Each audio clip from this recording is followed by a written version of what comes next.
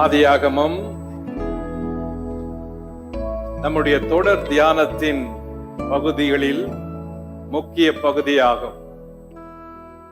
ஆதியாகம புத்தகத்தில் ஆபிரகாம் என்ற முற்பிதாவின் வாழ்க்கையில் இருந்து தொடர்ச்சியாக படித்துக் கொண்டு வருகிறோம். ஆதியாகம புத்தகம் 12ஆம் அதிகாரத்தில் இருந்து ஆபிரகாம் என்ற ஒரு வேதத்தில் மிக முக்கியமான நபர், வாக்குதத்தங்களை சுதந்திரித்த முக்கியமான நபர், அவரை குறித்து ஆதியாகமம் 12ஆம் அதிகாரத்திலிருந்து பார்த்து வருகிறோம். ஆக 12ஆம் அதிகாரத்திலிருந்து நாம் தொடர்ந்து பார்த்து வந்து இன்று 19ஆம் அதிகாரம் மட்டும் வந்திருக்கிறோம். இன்று நாம் தியானிக்க போவது ஆதியாகமம் 19ஆம் அதிகாரம்.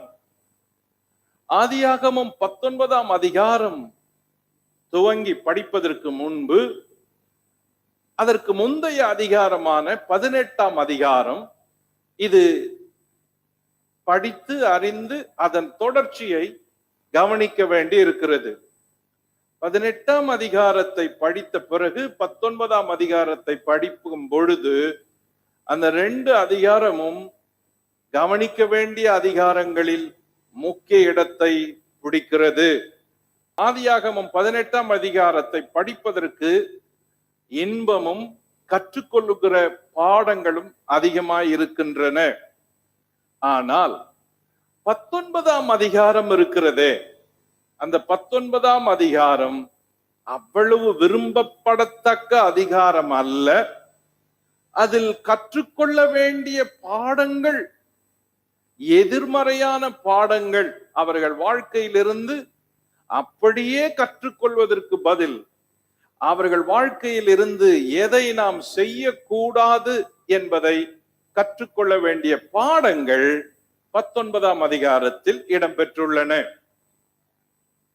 ஆதியாகமம் 18ஆம் அதிகாரத்தில் நாம் கவனித்ததை ஞாபகப்படுத்த விரும்புகிறேன்.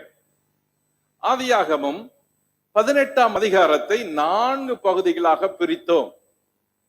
பகுதி 1,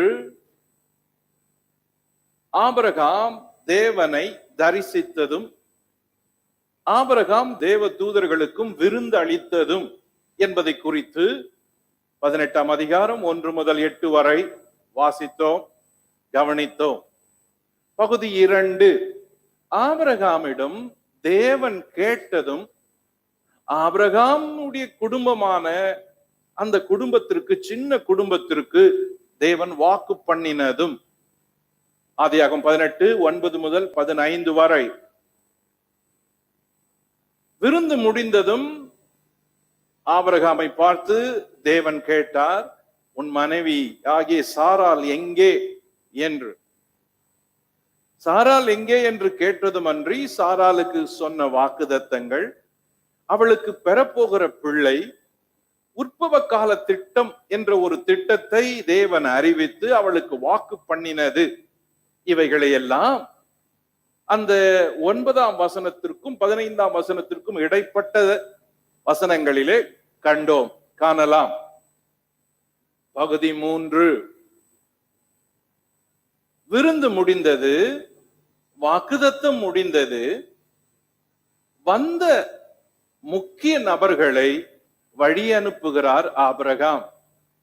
ஆக ஆபிரகாம் வழி அனுப்பும் போது தேவன் ஆபிரகாமுக்கு வெளிப்படுத்தின வசனங்கள், வாக்குதத்தங்கள், எதிர்கால திட்டங்கள் எல்லாவற்றையும் அந்த வழி அனுப்புங்கிற நேரத்தில தேவன் ஆபிரகாமோடு பேசுகிறார்.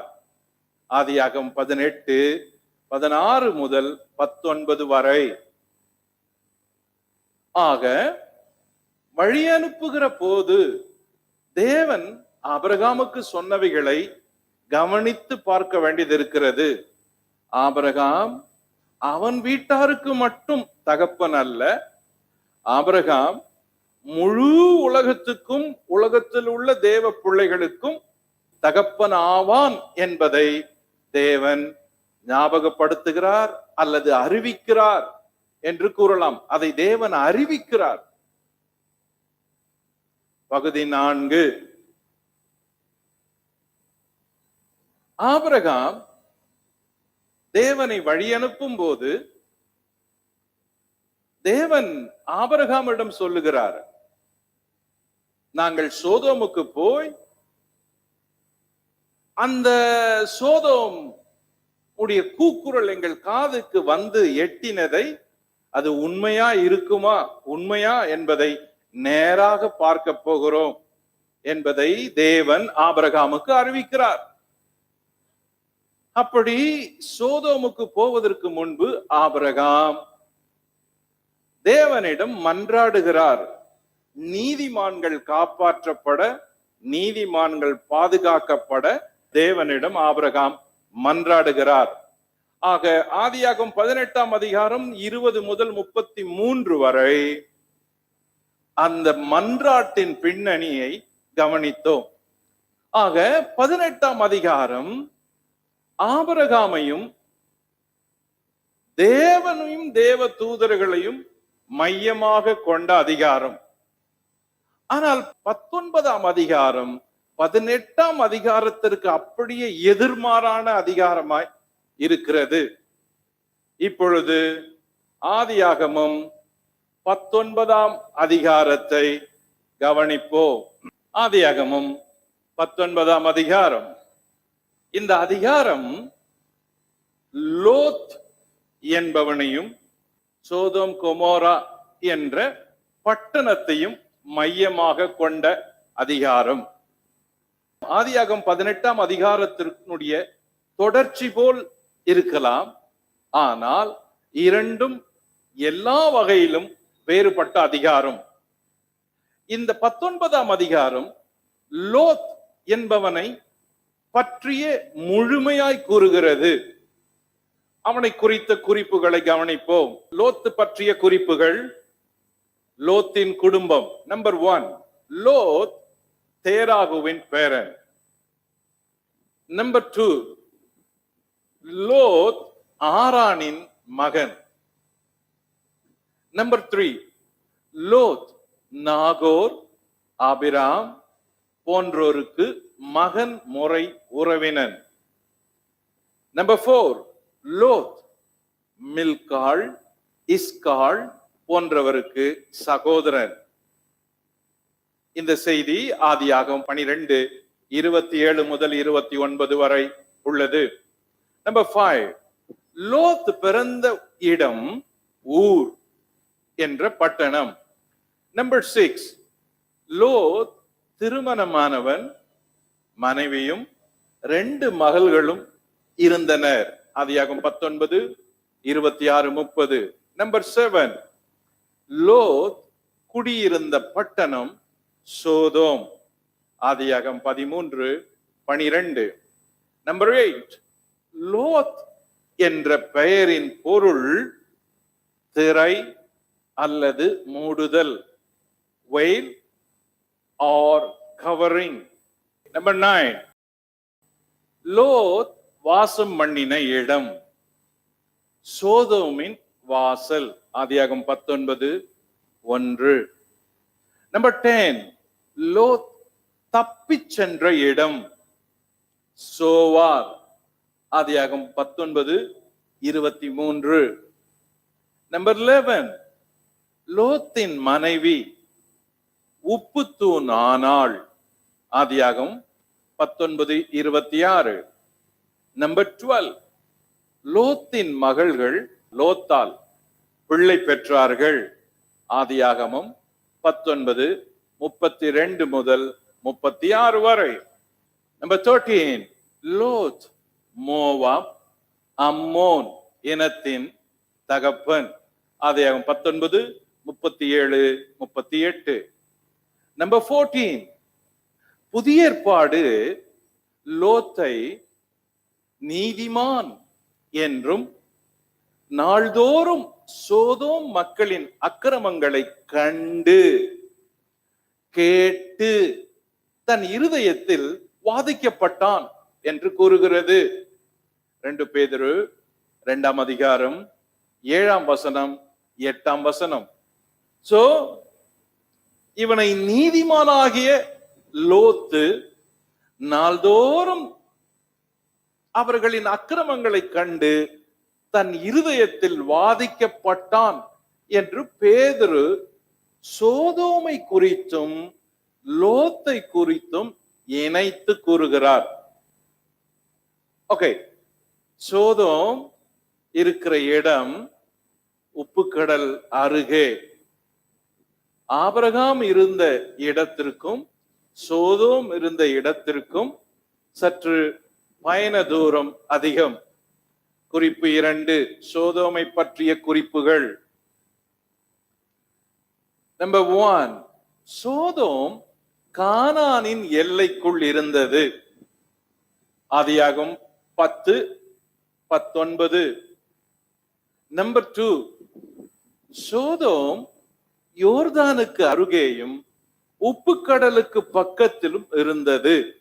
ஆதியாகமம் 13:10.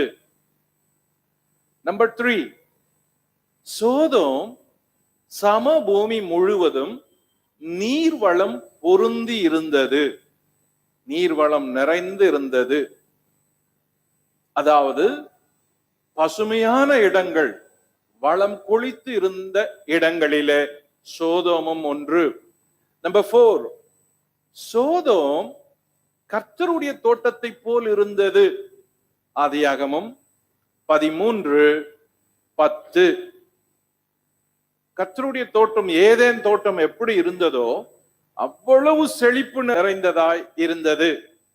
நம்பர் 5, சோதோம் எகிப்து தேசத்தை போல இருந்தது. ஆதியாகமம் 13:10. நம்பர் 6, சோதோம் லோத்து சோதோமுக்கு குடியேறும் முன்பே சோதோம் மக்கள் பாவிகளாய் இருந்தனர். ஆதியாகமம் 13:13.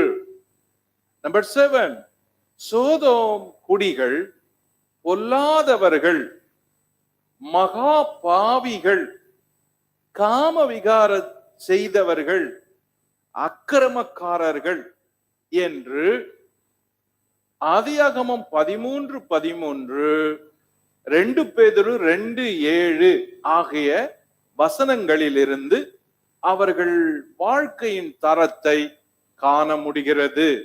சோதோம் மக்களின் பாவங்கள். நம்பர் 8, சோதோம் குமாரா பட்டணங்களோடு அத்மா, செபோயிம் என்ற பட்டணங்களும் சேர்ந்து இருந்தது. அந்த பட்டணங்களும் அக்கினியினால அழிக்கப்பட்டது. சோதோம் அழிந்த போது அந்த பட்டணங்களும் சேர்ந்து அழிக்கப்பட்டது.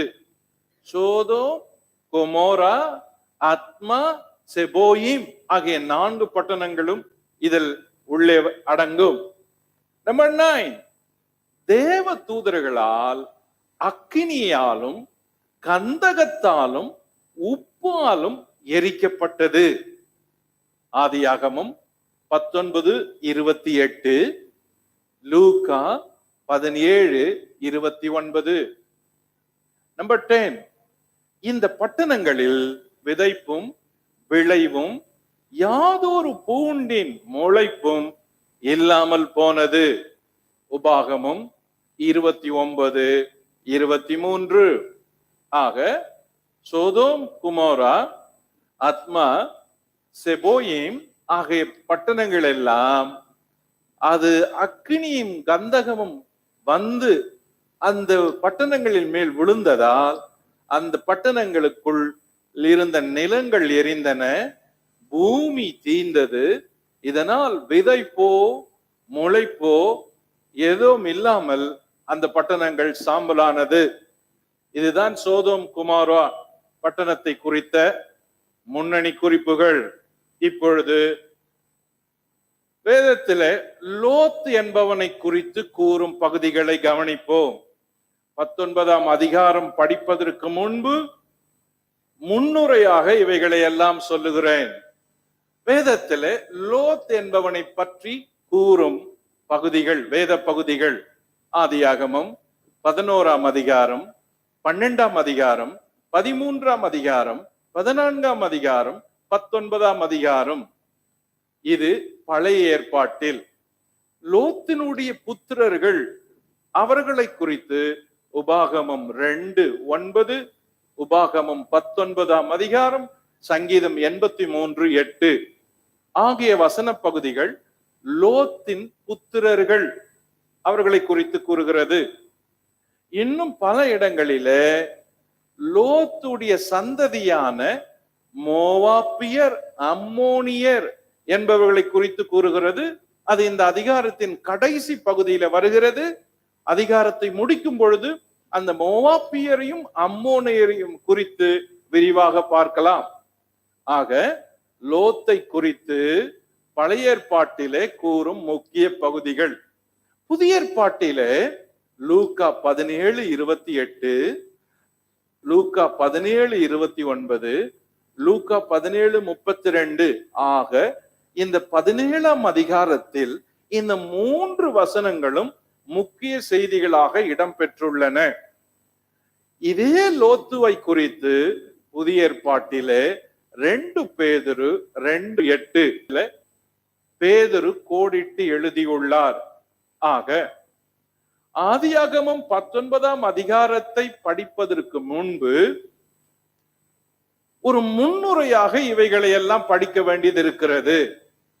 ஏனெனில் இந்த 19ஆம் அதிகாரம் முழுவதுமே லோத்தின் குடும்பத்தை, லோத்தின் வம்சத்தை சொல்லுகிற அதிகாரம். ஓகே, ஆதியாகமம் 19ஆம் அதிகாரம் லோத் என்ற ஒருவனை குறித்தும் அவன் குடும்பம் முழுவதை குறித்தும் கூறுகிற அதிகாரம். இந்த அதிகாரத்தை 5 பகுதிகளாக பிரிக்கலாம். பகுதி 1 லோத் தூதர்களுக்கு தந்த அழைப்பும் விருந்தும். பகுதி 2 லோத்தின் இடத்தில் தூதர்களுக்கு நேர்ந்த கொடுமை. பகுதி 3 லோத்துக்கு தூதர்கள் கொடுத்த கடைசி அழைப்பு. பகுதி 4 லோத்துவை காப்பாற்ற தூதர்கள் செய்த உதவிகள். பகுதி 5 லோத்தின் மனைவிக்கும் லோத்தின் மகள்களுக்கும் சோதோம் பட்டணத்திற்கும் நேர்ந்த முடிவு. இதுதான் இந்த அதிகாரத்தில் சொல்லப்பட்டிருக்கிற செய்திகள். ஆக இப்பொழுது ஆதியாகமம் 19ஆம் அதிகாரம் முதல் பகுதியை கவனிப்போம். லோத்து தூதர்களுக்கு கொடுத்த அழைப்பு விருந்தும். ஆதியாகமம் 18ஆம் அதிகாரத்தின் துவக்கத்திலும் ஆதியாகமம் 19ஆம் அதிகாரத்தின் துவக்கத்திலும் ஒரு ஒற்றுமை இருக்கிறது. என்ன ஒற்றுமை என்றால், ஆபிரகாம் அவரும் இதே தூதர்களை கண்ட பொழுது அவர்களுக்கு விருந்து அளிக்கிறார். லோத் அவர்களும் இதே தூதர்களை கண்டபோது அவர்களுக்கும் விருந்து அளிக்கிறார். ஆக 18ஆம் அதிகாரத்தின் துவக்கம் விருந்தை சொல்லுகிறது. 19ஆம் அதிகாரத்தின் துவக்கமும் விருந்தை சொல்லுகிறது.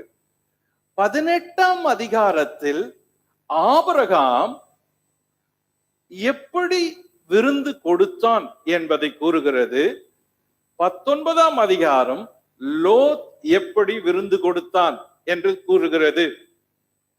ஆதியாகமம் 18ஆம் அதிகாரத்திலே 3 வருகிறார்கள். தேவன், 2 தூதர்கள். 19ஆம் அதிகாரத்திலே தேவன் அல்ல, அந்த 2 தூதர்கள் மட்டுமே சோதோமுக்குள் வருகின்றனர். ஆக 18ஆம் அதிகாரமும் 19ஆம் அதிகாரமும் ஒரு விருந்து நிகழ்ச்சியில் சுட்டி காட்டுகிறது. ஆனால் கவனிக்க வேண்டியது என்னவென்றால், இந்த 2 விருந்துகளும் இதே நபர்களுக்கு எப்படி செய்யப்பட்டன என்பதுதான் மிக முக்கியம். 18ஆம் அதிகாரத்தில் இதே தூதர்கள் ஆபிரகாம் வீட்டுக்கு வருகிறார்கள். அவர்களுக்கு எப்படி வரவேற்பும் விருந்தும் செய்யப்பட்டது என்பதை 18ஆம் அதிகாரத்தின் துவக்கத்தில் வாசிக்கிறோம். இதே தூதர்கள் சோதோமுக்கு வருகிறார்கள்.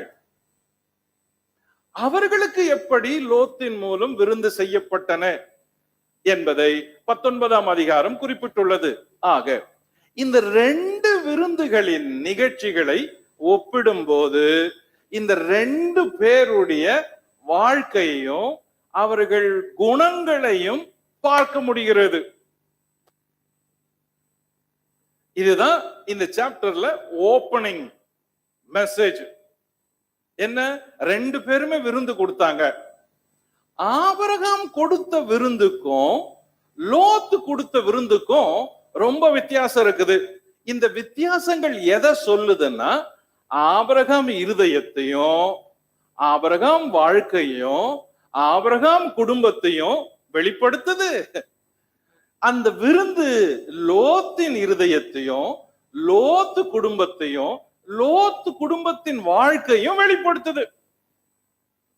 இப்போ ஆபிரகாம் கொடுத்த விருந்து ஏற்கனவே நாம் 18ஆம் அதிகாரத்துல பார்த்தது. கவனியுங்கள். ஆதியாகமம் 18ஆம் அதிகாரம் 1ஆம் வசனம். பின்பு கர்த்தர் மம்ரேயின் சமபூமியிலே அவனுக்கு தரிசனமானார். அவன் பகலின் உஷ்ண வேளையில் கூடார வாசலில் உட்கார்ந்திருந்து தன் கண்களை ஏறெடுத்து பார்க்கும் போது இதோ 3 புருஷர் அவனுக்கு எதிரே நின்றார்கள். அவர்களை கண்ட உடனே அவன் கூடார வாசலில் இருந்து அவர்களுக்கு எதிர்கொண்டு ஓடி தரை மட்டும் குனிந்து, ஆண்டவரே, உம்முடைய கண்களில் எனக்கு கிருபை கிடைத்ததானால் நீர் உமது அடியேனை விட்டு கடந்து போக வேண்டாம், கொஞ்சம் தண்ணீர் கொண்டு வரட்டும், உங்கள் கால்களை கழுவி மரத்தடியில் சாய்ந்து கொண்டிருங்கள், நீங்கள் உங்கள் இருதயங்களை திடப்படுத்த கொஞ்சம் அப்பம் கொண்டு வருகிறேன், அப்புறம் நீங்கள் உங்கள் வழியே போகலாம், இதற்காகவே அடியின் இடம் வரைக்கும் வந்தீர்கள் என்றார். அதற்கு அவர்கள், நீ சொன்னபடி செய் என்றார்கள். அப்பொழுது ஆபிரகாம் தீவிரமாய் கூடாரத்தில் சாராளிடத்திற்கு போய், நீ சீக்கிரமாய் 3 படி மெல்லிய மாவு எடுத்து பிசைந்து அப்பம் சுடு என்றான். ஆபிரகாம் மாட்டு மந்தைக்கு ஓடி நல்ல இளங்கன்றை பிடித்து வேலைக்காரன் கையில் கொடுத்தான். அவன் அதை சீக்கிரத்தில் சமைத்தான். ஆபிரகாம் வெண்ணையையும் பாலையும் சமைத்த பின்பு கன்றையும் எடுத்து வந்து அவர்கள் முன்பாக வைத்து அவர்கள் அருகே மரத்தடியில் நின்று கொண்டிருந்தான். அவர்கள் புசித்தார்கள். இது ஆபிரகாம் அந்த தேவனையும் தேவ தூதர்களையும் வரவேற்ற வார்த்தைங்க, சமைத்த விதம், உபசரித்த விதம், கொண்டு வந்து அவங்க சாப்பிடுற வரைக்கும் வச்சு இவர் நின்று இருந்த விதம், இது முழுசும் தெளிவா சொல்லுது. இப்போ லோத்து 19ஆம் அதிகாரத்துல லோத்து எப்படி விருந்து செய்கிறான் கவனிங்க. 19ஆம் அதிகாரம் 1ஆம் வசனம். அந்த 2 தூதரும் சாயங்காலத்திலே சோதோமுக்கு வந்தார்கள். லோத்து சோதோமின் வாசலிலே உட்கார்ந்திருந்தான். அவர்களை கண்டு லோத்து எழுந்து எதிர்கொண்டு தரை மட்டும் குனிந்து, ஆண்டவன்மார்களே, அடியேனுடைய வீட்டு முகமாய் நீங்கள் திரும்பி உங்கள் கால்களை கழுவி ராத்தங்கி காலையில் எழுந்து பிரயாணப்பட்டு போகலாம் என்றார். அதற்கு அவர்கள், அப்படி அல்ல, வீதியிலே ராத்தங்குவோம் என்றார்கள். அவன் அவர்களை மிகவும் வருந்தி கேட்டுக்கொண்டான். அப்பொழுது அவன் இடத்திற்கு திரும்பி அவன் வீட்டிலே பிரவேசித்தார்கள். அவன் புளிப்பில்லா அப்பங்களை சுட்டு அவர்களுக்கு விருந்து பண்ணினான். அவர்கள் புசித்தார்கள். இந்த 2 விருந்துக்கும் இருக்கிற வித்தியாசத்தை பாருங்க. நான் ஆபிரகாம குறிச்சு படிக்கிறப்ப சில வார்த்தைகளை 2 முறை படிச்சேன். அந்த 2 முறை படிச்ச வார்த்தைகள் ஒரு முறை கூட லோத்தின் விருந்துல சொல்லப்படல, இடம்பெறல.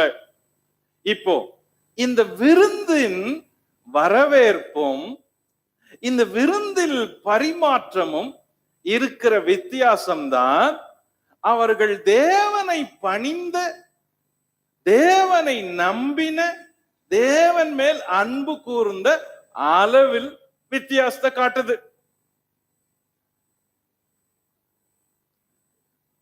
ஆபிரகாம் எப்படி விசேஷித்தவன்? வெறும் பிள்ளைக்காகவே ஏங்கி தவிச்சிருந்தான் அப்படின்னு மட்டும் நம்ம அதை மட்டும் கோட் பண்ண முடியாது.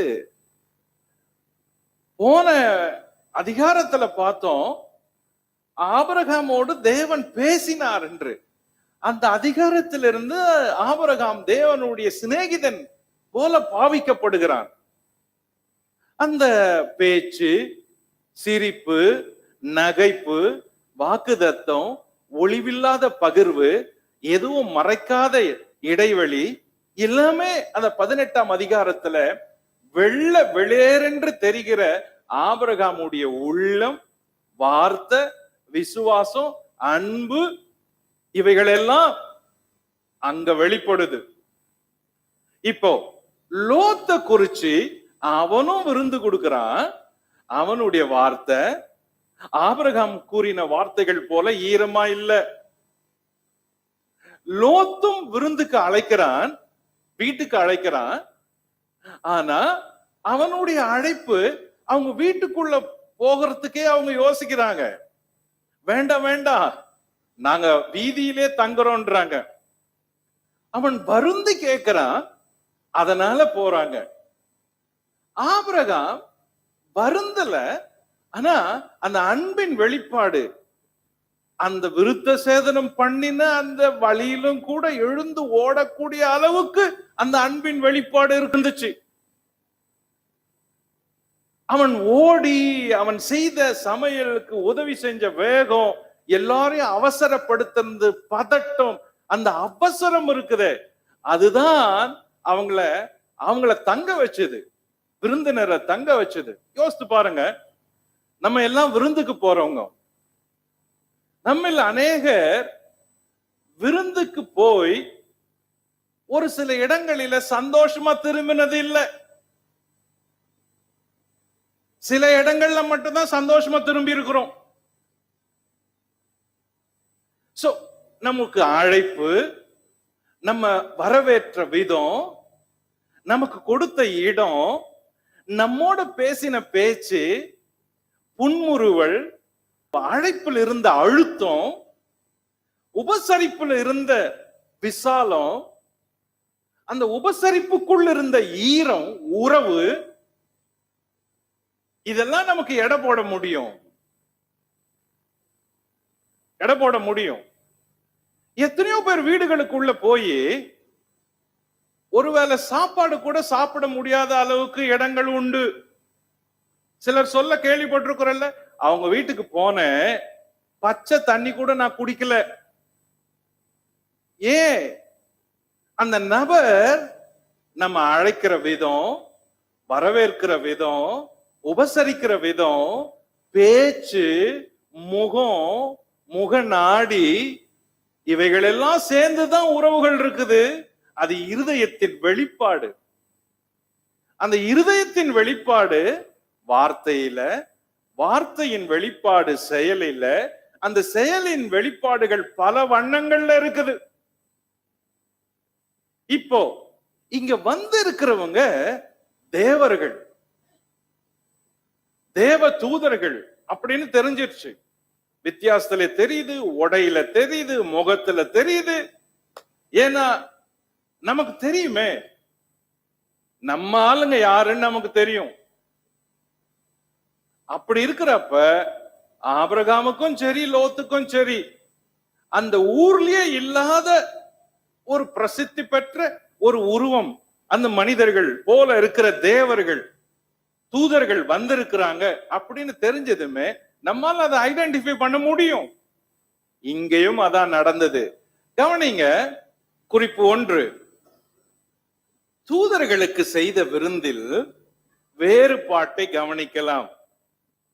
ஆபிரகாம் செய்த விருந்துக்கும் லோத் செய்த விருந்துக்கும் உள்ள வேறுபாடுகள். நம்பர் 1, ஆபிரகாம் கூடார வாசலில் உட்கார்ந்திருந்தான்.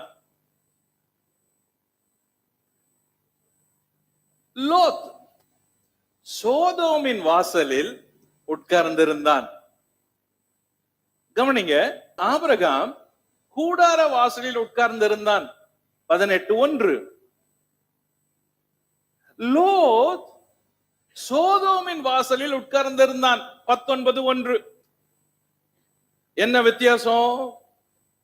இந்த அதிகாரம் முழுசும் ஒரு ஃபேமிலி சாப்டர். ஒரு அப்பா, ஒரு அம்மா, அவங்க பிள்ளைங்க எப்படி இருக்கணும்ன்றத சொல்லுது. இந்த மெயின் ரோல் ஒரு ஃபாதருக்கு இது சொந்தமாகுது. ஒரு தகப்பனை குறிச்சுதான் இந்த அதிகாரம் அதிகமா நமக்கு பாடங்களை சொல்லுது. ஆணை குறிச்சு, ஒரு வீட்டின் தகப்பனை குறிச்சு, கணவனை குறிச்சு, வீட்டின் தலைவனா இருக்கிற அந்த தலைவனான புருஷனை குறிச்சுதான் இந்த 19ஆம் அதிகாரம் ஒவ்வொரு ஆணுக்கும், வீட்டின் தலைவனுக்கு செய்திகளை சொல்லுது. ஆகவே நம்ம வாழ்க்கையோட இந்த காரியங்களை, இவங்க வாழ்க்கைய நம்ம ஒப்பிட்டு பார்த்துக்கிட்டே வந்தா நம்ம சோதோம போலவும் லோத்த போலவும் இருக்கக்கூடாதுன்றதுதான் நமக்கு படிப்பினை. அதுதான் ரொம்ப முக்கியம். கவனிங்க, இது ஏதோ என்னைக்கோ நடந்ததா இருக்கலாம். 4000 வருஷத்துக்கு முன்பு இது சம்பவித்த நிகழ்ச்சிகள்.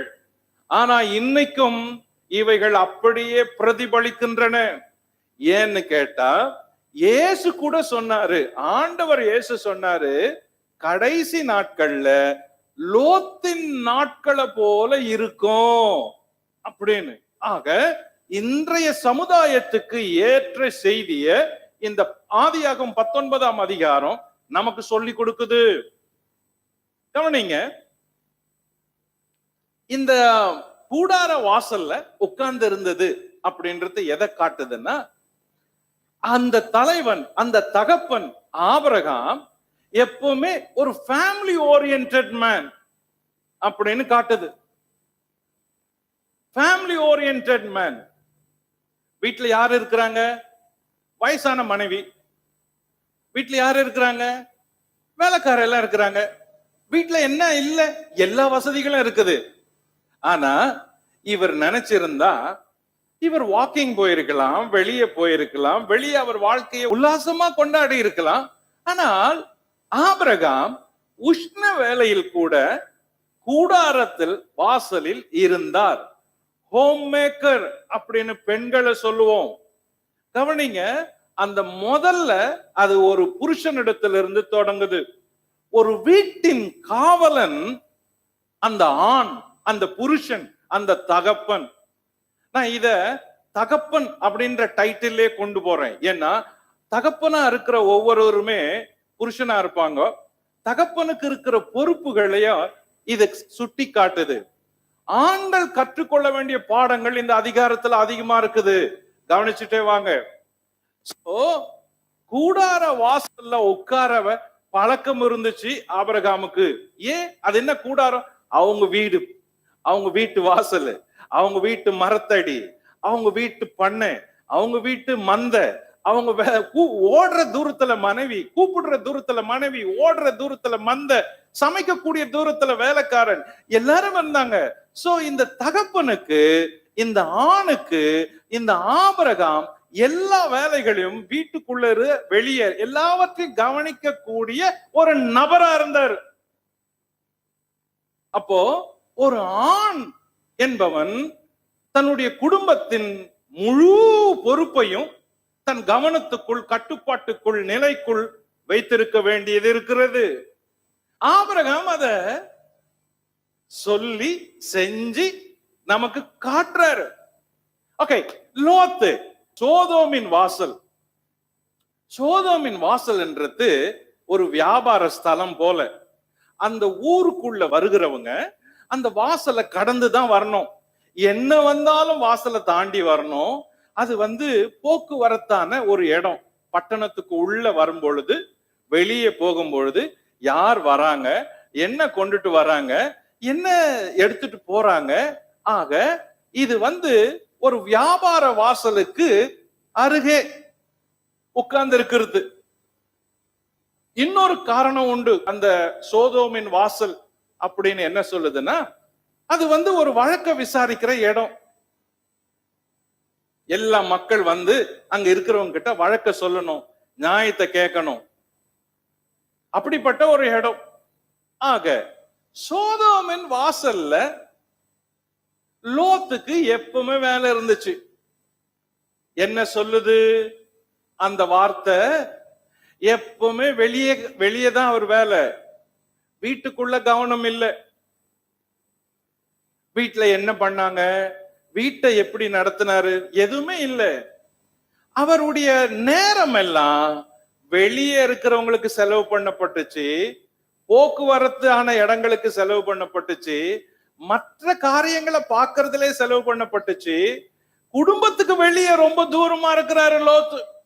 அதான் அதனுடைய சுருக்கம். ரீச்சபிள், ஹோமுக்கு ரீச்சபிளா இல்ல. Always money minded man, business man, business mind. ராத்திரியும் பகலும் இதுவே இருந்தா வீட்டு மேல இருக்கிற பற்று குறையும், மனைவி பிள்ளைங்க மேல இருக்கிற கவனம் குறையும். தோ லோத்து வாசல்ல உட்கார்ந்து இருக்கிறாரு. நகரத்தின் வாசல், பட்டணத்தின் வாசல். பிரதர்ஸ், நீங்க வீட்டு வாசல் உங்க வீட்டுக்கு காவலாளியா, இல்ல போக்குவரத்துக்கு வீட்டுக்கு வெளியே தூரம் எப்பவுமே சோசியல், வேர்ல்ட்லி, சோசியல், செக்குலர்? உங்க கவனம் எல்லாமே பைனான்ஸ், ஜாப், மக்கள், வேலை, தொழில், கிளப், சங்கம், கட்சி, எல்லாமே அங்கதான் இருக்குது.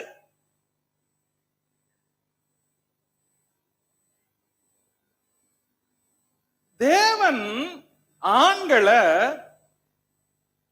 குடும்பத்தின் வாசல் அருகே இருக்கணும்ன்றதுக்கு, அவன் கவனமா இருக்கணும்ன்றதுக்கு, குடும்பத்தின் மேல பட்சமா இருக்கணும்ன்றதுக்கு, தோ ரெண்டு பேருடைய வாழ்க்கைக்கு எவ்வளவு உதாரணங்களை இங்க சொல்லி கொடுக்கிறார் பாருங்க. நம்பர் 2, ஆபிரகாம் தூதரை கண்டதும் அவர்களுக்கு எதிர்கொண்டு ஓடி தரை மட்டும் குனிந்தான், குனிந்து வணங்கினான். ஆனா லோத்து எழுந்தான், எதிர்கொண்டு போனான், குனிந்தான், வணங்கினானா, ஆனால் அங்க ஓடினான் என்பது இல்லை. Missing running. அந்த ரன் மிஸ். இப்ப ரெண்டு பேருக்கு இருக்கிற வித்தியாசத்தை பாருங்க. ஆபிரகாம் ஓடினாரு, ஓடி. அந்த சின்ன வேர்டு ரொம்ப முக்கியம், அழுத்தமான வார்த்தை. அது என்ன ரொம்ப கவர்ந்து இழுத்த வார்த்தை. என் தகப்பனார் ஆபிரகாம் அந்த வயதான காலத்திலையும் தேவனையும் தேவ தூதர்களையும் கண்டு அந்த வழியிலையும் உஷ்ணத்திலையும் பசி வேலையிலும் எழுந்து ஓடக்கூடிய அளவுக்கு அவர் இருதயம் அவர் மேல, அந்த தேவன் மேல அவ்வளவு ஈரமா ஈர்ப்பா இருந்துச்சு. ஆனால் லோத்து எழுந்தான், எதிர்கொண்டான், தர மட்டும் குனிஞ்சான். ஆனா ஓடின்ற வேர்டு அங்க மிஸ்ஸிங். அதாவது இங்க அந்த ஃபாஸ்ட் மூவ்மெண்ட் இல்ல. ஏன் இல்ல அப்படின்னா, அது பழகி போச்சு. எது? அவர் செய்யற வேலை பழகி போச்சு. இப்ப இழுக்கிறது, ஓடுறது கஷ்டம். ஆலயத்துக்கே வராத ஆண்களை நீங்க எப்படி கூப்பிட்டாலும் வர முடியாது. ஏன்? ஆலயத்துக்கு வராது, பழகி போச்சு. இப்போ அந்த ஆலயத்தினுடைய ஈர்ப்புன்றது அப்படியே வந்தால் கூட உங்களால, நீங்க கைய புடிச்சு இழுத்துட்டு வந்ததுனால, கம்பல் பண்ணதுனால தானே தவிர வேண்டா வெறுப்பா இருக்குது, இருதயம் ஓடல. ஆனா தேவன் மேல பாசம் இருந்தா, அன்பு இருந்தா என்ன ஆகும்னா, ஞாயிற்றுக்கிழமை ஆராதனைக்கு சனிக்கிழமையே ரெடி ஆயிட்டு காலையில எழும்பி எல்லாம் ரெடி ஆயி வேகமா முன்னாடி ஃபாஸ்டா வர்றதுக்கு காரணம் என்ன? அப்போ லோத்து அப்படி வர முடியல. இருதயம் ஆல்ரெடி கூல்ட் ஆஃப், குளிர்ந்து போய் கிடக்குது. அதனால அவன் நினைச்சா கூட அவனால ஓட முடியல. ரீசன் என்னன்னா, அவன் ஆவிக்குரிய வேகம், பதட்டம் இருக்குது. தேவ தூதர்களை பார்த்தா கூட ஓட முடியாத அளவுக்கு அவன் வாழ்க்கை இங்க சிக்கி இருக்குது. அதனால அங்க மிஸ்ஸிங் ஓட்டம். ஓகே, நம்பர் 3, ஆபிரகாம் தூதர்களை பார்த்து, உம்முடைய கண்களில் எனக்கு கிருபை கிடைத்ததானால் நீர் உமது அடியேனை விட்டு போக வேண்டாம் என்றான். லோத்து அப்படி ஏதும் கூறவில்லை.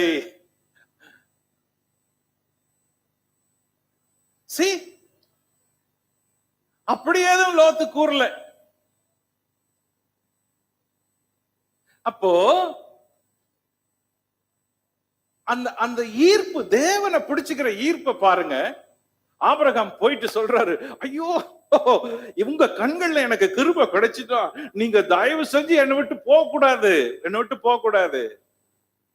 இங்க அது மிஸ்ஸிங். ஓகே, நம்பர் 4, கொஞ்சம் தண்ணீர் கொண்டு வரட்டும், உங்கள் கால்களை கழுவி மரத்தடியில் சாய்ந்து கொண்டிருங்கள், நீங்கள் உங்கள் இருதயங்களை திடப்படுத்த கொஞ்சம் அப்பம் கொண்டு வருகிறேன் என்றான். லோத்து, கவனிப்போம், உம்முடைய அடியேனுடைய வீட்டு முகமாய் நீங்கள் திரும்பி உங்கள் கால்களை கழுவி ராத்தங்கி காலையில் எழுந்து பிரயாணப்பட்டு போகலாம் என்றான். சோ அவங்க வீட்டுல ஸ்டே பண்றதுக்கு அவங்க செய்யற சவரட்சணையில அவங்க வார்த்தைகள் வெளிப்படுது. ஆபிரகாம் சொன்னதுக்கும் லோத்து சொன்னதுக்கும் ஈரமில்லாத வார்த்தைகளையும் ஈரமுள்ள வார்த்தைகளையும் ஒப்பிட முடியுது. ஓகே, நம்பர் 5, ஆபிரகாம் வெண்ணெய், பால், சமைத்த கன்று இவைகளை சீக்கிரம் சமைத்து கொடுத்தான். மத்தியானம் உங்க வீட்டுல வந்துட்டாங்கன்னு வைங்க, சாப்பாடு நேரத்துல ஒரு விருந்தினர் வந்துட்டாங்க 1 மணிக்கு, நீங்க எல்லாம் சாப்பிட்டுட்டீங்க. சாப்பிட்டுட்ட பிறகு ஒரு விருந்தினர் 3 பேர் வந்துட்டாங்கன்னா உங்களுக்கு எவ்வளவு பேருக்கு கோபம் வரும்? என்னடா இன்னத்துக்கு வந்துட்டாங்க, அவங்க ஏற்கனவே சாப்பிட்டு வந்திருந்தா நல்லா இருக்குமோ, இல்ல சொல்லிட்டு வராது போய்கிட்டாங்களே, இல்ல இன்னத்துக்கு வந்துட்டாங்களே. எத்தனை பேரு இருதயத்துல புழுங்குறோம்? வெளியே சொல்லல, ஆனா புழுங்குறோம். ஏன்? சமைக்கணும்ன்ற அந்த வேலை இருக்குது. ஓகே, உங்க திக் ஃப்ரெண்டே வந்துட்டாங்க, ரொம்ப திக்கு. எப்படி? பரவாயில்ல, எவ்வளவு ஃபாஸ்டா நடக்கும்? உதாரணத்துக்கு, நீங்க எல்லாம் சாப்பிட்டீங்க, வீட்டுல பொண்ணு இருக்குது, அந்த பெண்ணுடைய மாமியார் வந்துட்டாங்கன்னு வைங்க 1:30 மணிக்கு. மாமியாரும் மாமனாரும் எப்படி இருக்கும்? ஓகே, அதே 1:30 மணிக்கு அந்த பெண்ணுடைய அம்மா அப்பா வந்துட்டாங்கன்னு வைங்க,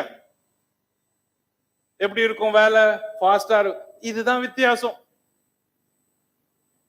இங்க சமைச்ச பொருளை பாருங்க, வெண்ணெய், பால், கொளுத்த கன்று, செஞ்சது ரொம்ப ஃபாஸ்டா. அங்க புளிப்பில்லாத அப்பம். யாரு? லோத்து செஞ்சது. புளிப்பில்லாத அப்பத்தை சுட்டு விருந்து பண்ணினான். இது எப்படி இருக்குது? புளிப்பில்லாத அப்பம். உங்க டேபிள் மேல என்ன கொண்டு வந்து வைக்கிறாங்களோ அதுவே தெரியும் நம்மளை எப்படி கவனிக்கிறாங்கன்னு. இங்க பாருங்க, ரெண்டு பொருளுக்கும் டேபிள்ல இருக்கிற சாப்பாட்டுக்கு, 2 சாப்பாட்டுக்கு வித்தியாசத்தை பாருங்க. ஒருத்தர் புளிப்பில்லாத அப்பத்தை ராத்திரில போடுறாரு, ஒருத்தர் பகல்ல. அவர் சமைச்ச விதம் வெண்ணெய், பால், கன்று, இதெல்லாம் எது என்ன காட்டுது? எதை சொல்லுது? ஒருத்தனுடைய இருதயத்தை சொல்லுது, உறவின் வெளிப்பாட்டை சொல்லுது, அன்பின் அடையாளத்தை சொல்லுது. தேவ பக்தியின் ஈரத்தை சொல்லுது.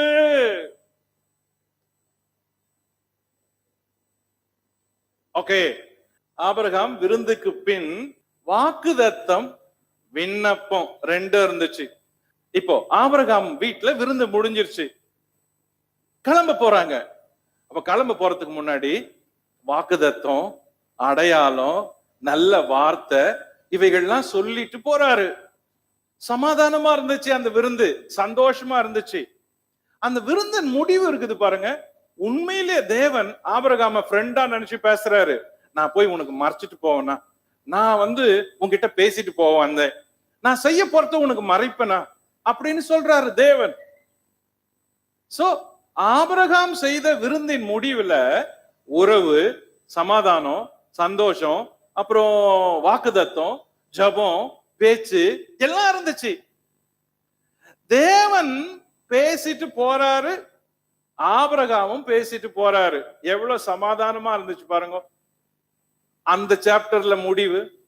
லோத்து விருந்துக்கு பின்னால அமளி, தவிப்பு, இழப்பு அப்படியே பெருத்து கிடக்குது.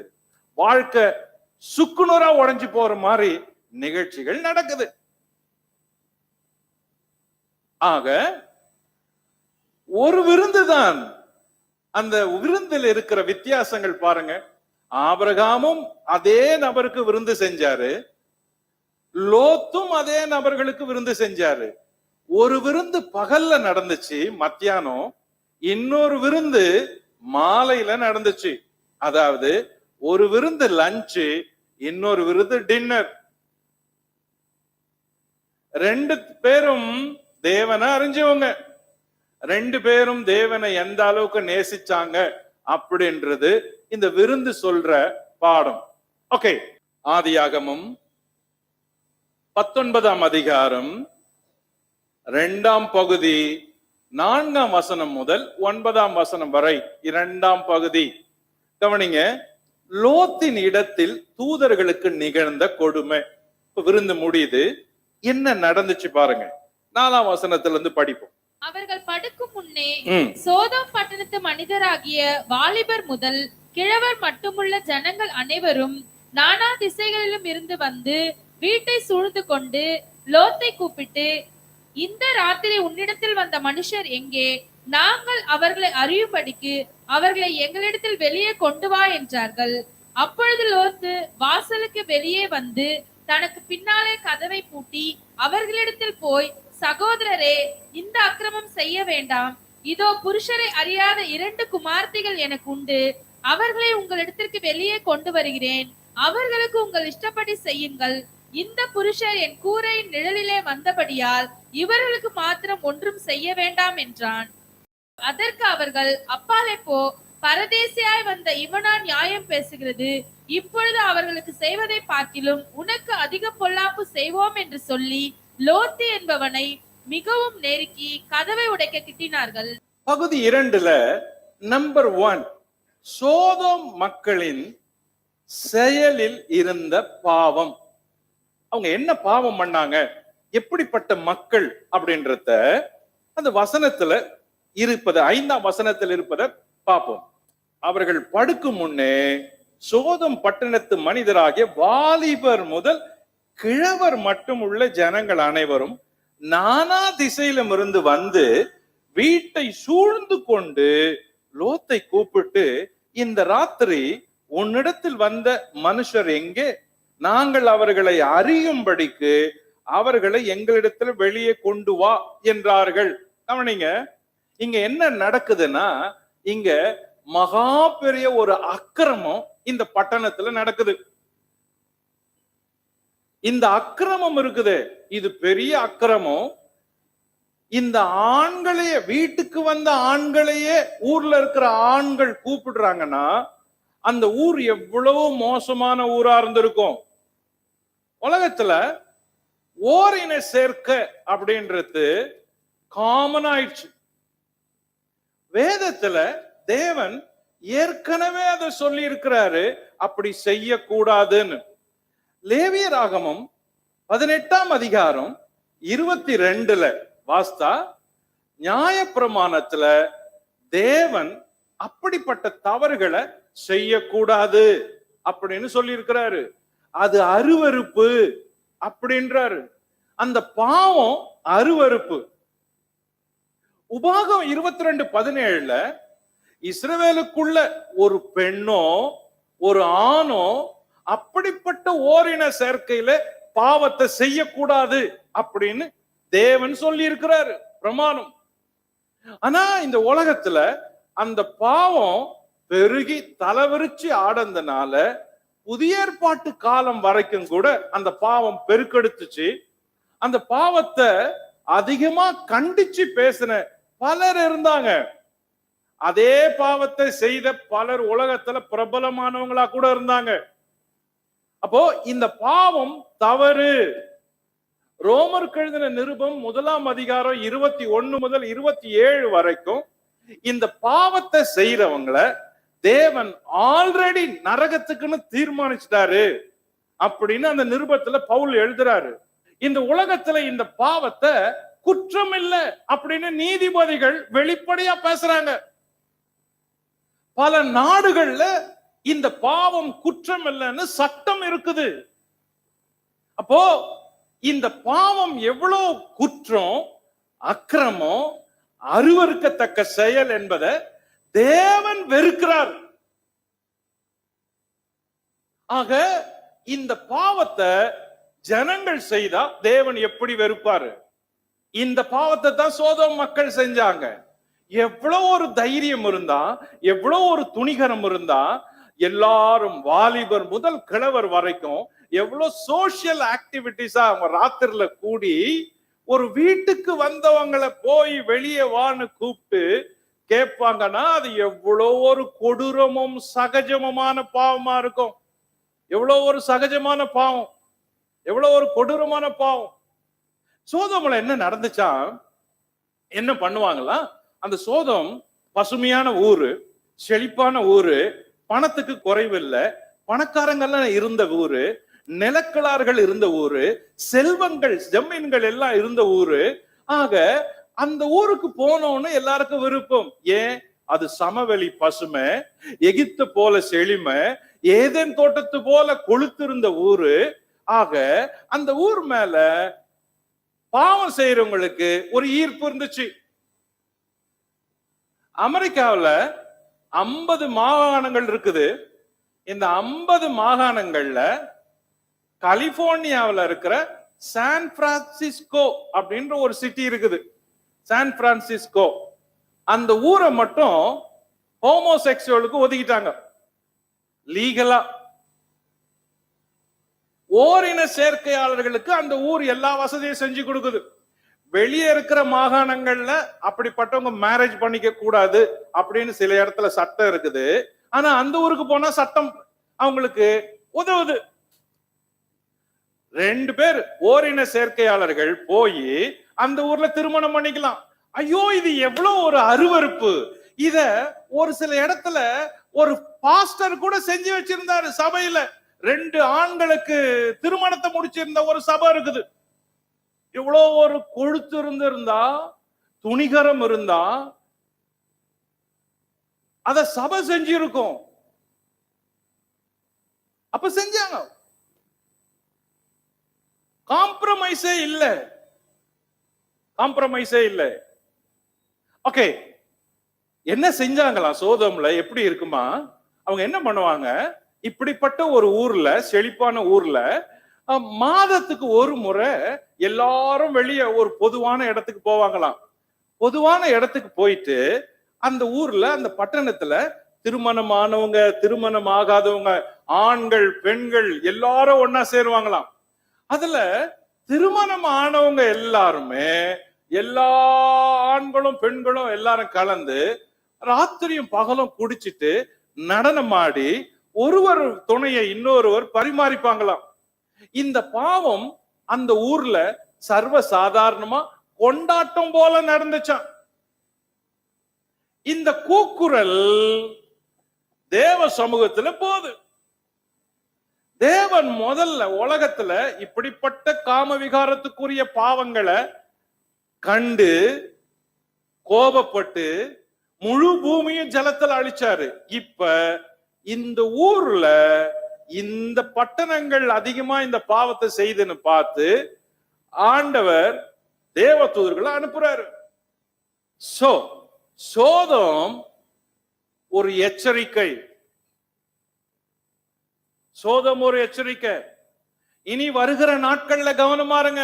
உங்க வாலிப பசங்களுக்கு, வாலிப பெண்களுக்கு முன்கூட்டியே குடும்பத்துல இப்படிப்பட்ட எச்சரிக்கைகளை சொல்லுங்க.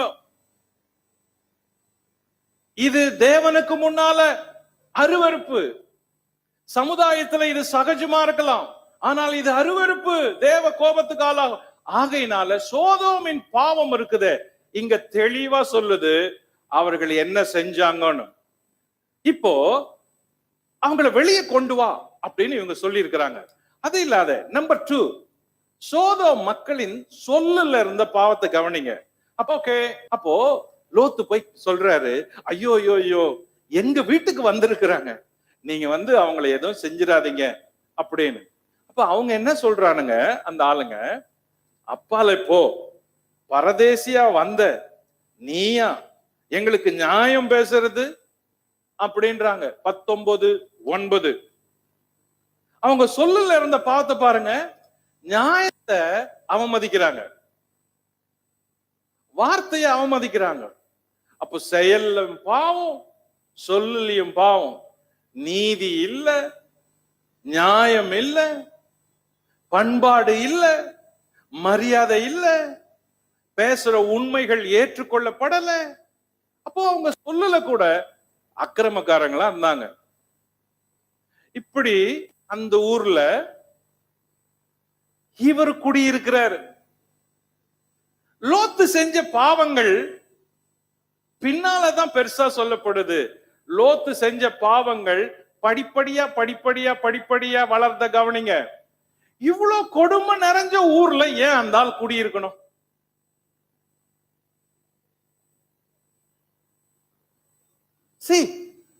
இந்த வாரமெல்லாம் இதை யோசிச்சிருந்தேன். இப்படி ஒரு கொடுமை இருந்தா ஏன் லோத்து அந்த ஊரை விட்டு வெளியே வரல? இந்த கொடுமைன்னு தெரியும், இந்த பட்டணம் அருவருப்புன்னு தெரியும், பாவம்னு தெரியும், அசுத்தம்னு தெரியும், அநியாயக்காரர்னு தெரியும், அநீதிமான்கள் தெரியும், இவன்கள் கொடூரம் உள்ளவனுங்கன்னு தெரியும். ஆனா லோத்து அந்த ஊரை விட்டு வாசல்ல இருக்கிறாரு, இந்த ஊரை விட்டு வெளியே வரல. ஏன்? இப்படி பலர் இருக்கிறாங்க, இப்படி பல ஆண்கள் இருக்கிறாங்க, பல புருஷன் இருக்கிறாங்க, பல குடும்பங்கள் இப்படி இருக்குது. கவனிங்க, ஊரெல்லாம் குடிக்கிறாங்கன்னு வைங்க, ஊர்ல இருக்கிற ஆண்கள் எல்லாம் குடிக்கிறாங்க. ஆனா அந்த ஊர்ல ஒரே ஒரு ஆண் குடிக்கல. அவருக்கு குடி பழகிருச்சு, அவங்க குடிக்கிறது பழகிருச்சு, ஆனா அவர் குடிக்கல. அவங்க குடிக்கிறாங்க, அது தெரியும், ஆனா அவர் குடிக்கல. அவங்க குடிச்சா என்ன பண்ணுவாங்க, எப்படி இருப்பாங்க அது தெரியும், ஆனா அவர் குடிக்கல. ஆனா அவர் அந்த ஊர்ல தான் இருக்கிறாரு அப்படின்னு ஒரு நபரை யோசித்து பாருங்க.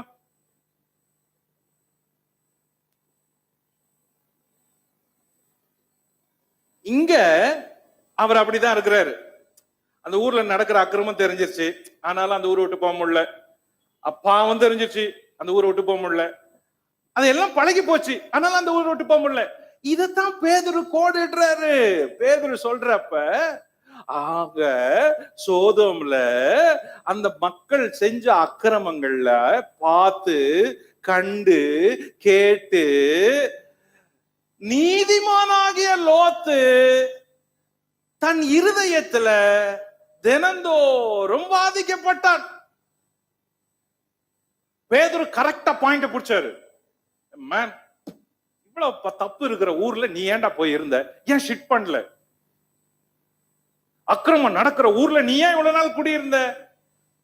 அப்போ தினந்தோறும் அவனுடைய இருதயம் அடிச்சுக்கிட்டே இருக்குது. வாசித்து பாருங்க, 2 பேதுரு எடுங்க.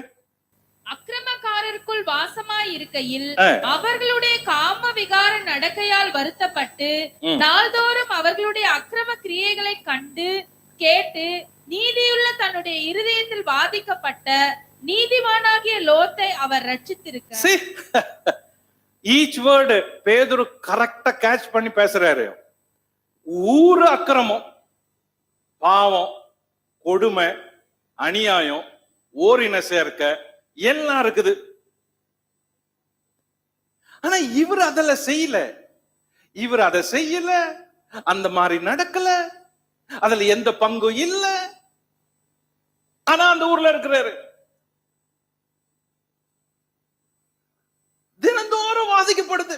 தினந்தோறும் இருக்கிற இடம் வாசலுக்கு பக்கத்துல, சோதோம் வாசலுக்கு பக்கத்துல வீடு, கோட்டை வாசல், வாசல் அருகில பிசினஸ். ஒரு ஜட்ஜி மாதிரி இருக்கிறாரு, தலைவன் மாதிரி இருக்கிறாரு. அப்போ இந்த கேஸ பார்த்து, இந்த கேஸுகளை கேட்டு அவருக்கு சலிச்சிருச்சு. இந்த மாதிரி டெய்லி கேஸ் வரும், அக்கிரமம் வரும், இப்படி ஆண்கள் வற்புறுத்துவான், பெண்களை வற்புறுத்துறாங்க. இது காம விகாரமா இருக்கும், தினந்தோறும் அநியாயமா இருக்கும், அக்கிரமமா இருக்கும், அடி எல்லாமே அக்கிரமமா இருக்குது. பேச்சுல, செயல்ல, ஆக்ஷன்ல கொடுமையா இருக்குது. அப்போ இந்த செய்தி கேட்டு அப்போ செய்தி வரப்போ லோத்துக்கு எப்படி இருக்கும்? ஓ அப்படியா, பாவம்ல. ஓகே, என்ன பண்றது? இங்க ஒரு கேஸ், இன்னொரு கேஸ் வரும். ஓ அப்படியா, ஐயோ அப்படியா. சரி, டெய்லி இந்த மாதிரி கேஸ் வர வர வர இந்த பிரச்சனை பழகி போயிடும். இருதயம் பாதிக்கப்படுது. என்ன இருதயம்? ஐயோ, என்ன இந்த ஊர்ல இப்படி செய்யறாங்க, இந்த ஊர் மக்கள் இவ்வளவு கொடுமையா இருக்கிறாங்க, இந்த ஊர்ல இவ்வளவு அக்கிரமம் நடக்குது. இருதயம் பாதிக்குது, இடத்த மாத்தல. பலர் அதை செய்யறோம், வாதிக்குது இருதயம். தினந்தோறும் வாதிக்குது, வாரந்தோறும் வாதிக்குது, மாசந்தோறும் வாதிக்குது. ஆனா மூவ் பண்ணல. இந்த மனுஷன் ஏன்டா நீ அந்த ஊரை விட்டு வரல அப்படின்னா, இந்த ஆள் போற அப்பவே லேண்டுங்களை வாங்கி ரொம்ப கூச்சான். பைனான்சியலா சவுண்ட் பார்ட்டி லோத்து. அந்த ஊர்ல பெரிய ஆளுவன், பெரிய ஆள்கள்ல இவனும் ஒருத்தன். யோசித்து பாருங்க, இருக்கிற லேண்ட்ல, பல வீடுகள்ல, பல தொழில்ல, பல வருமானங்கள்ல இன்வெஸ்ட் பண்ணி பண்ணி பண்ணி பழகி போன பிறகு அந்த ஊர்ல இருந்து வருமானம் வருது, இடத்துல இருந்து வருமானம் வருது. அந்த ஆளுங்க எவ்வளவு பாவம் செஞ்சா கூட பரவாயில்ல, வருமானம் வருது. நீங்க குடிக்கல, ஆனா நீங்க சாராய கடையை நடத்துறீங்க அப்படின்னு வைங்க, என்ன சொல்லுவோம்? நான் குடிக்கல சார், யாரோ குடிக்கிறாங்க, அந்த கடையை நான் தான் டெண்டருக்கு எடுத்தேன். டெண்டர் என்னது, கடை என்னது, காசு எனக்கு வருது, ஆனா நான் குடிக்கல. இதுதான் வித்தியாசம். எப்படி? ஆபிரகாம் லோத்து ரெண்டு பேரும் இருக்கிறாங்க, ஒன்னா இருக்கிறாங்க. ஆபிரகாமுக்கும் ஆடுகளும் மாடுகளும் பெருகுது, லோத்துக்கும் ஆடுகளும் மாடுகளும் பெருகுது. மந்தை மேய்ப்பர்கள் பெருகுறாங்க, மந்தை பெருகுது. ஆதியாகமம் 13 அதிகாரத்துல இந்த பெருக்கம் நடக்கிறப்ப இந்த மேய்ப்பர்களுக்கும் ஆபிரகாம் மேய்ப்பர்களுக்கும் லோத்து மேய்ப்பர்களுக்கும் வாக்குவாதம். ஆபிரகாம் சொன்னாரு, டெய்லி நமக்கு அவனுங்களால பிரச்சனை, நம்ம பிரதர்ஸ் நமக்கு ஒண்ணும், ஆனா என் ஆளுங்க உன் ஆளுங்க சண்டை போட்டுக்கிறாங்க, எனக்கும் மந்த உனக்கும் மந்த, பெட்டர், உனக்கு எது ஊர் நல்ல ஊர், அந்த ஊருக்கு போ அப்படி. ஆபிரகாமே அவனை வழி அனுப்பி நீ போய் நல்லா இரு அப்படின்னு சொல்றாரு. அவன் கண்களை ஏறெடுத்து சோதோமுக பார்த்து அந்த ஊர் சமபூமியா இருக்குது, செழிப்பா இருக்குது, கர்த்தருடைய தோட்டம் போல இருக்குது, எகிப்த போல இருக்குது, நீர்வளம் பொருந்தினதா இருக்குதுன்னு கண்டு அந்த ஊருக்கு மூவ் பண்றான். அந்த ஊருக்கு மூவ் பண்ணி இடங்கள், மந்தைகள் எல்லாம் பெருகுது. அந்த இடங்கள், மந்தைகள், லேண்டு, வீடு, வாசல், பொருள், பணம் இதெல்லாம் அந்த ஊர்ல பெருகிறப்ப அந்த ஊரை விட்டு எப்படி மூவ் பண்றது? பண்ண முடியல.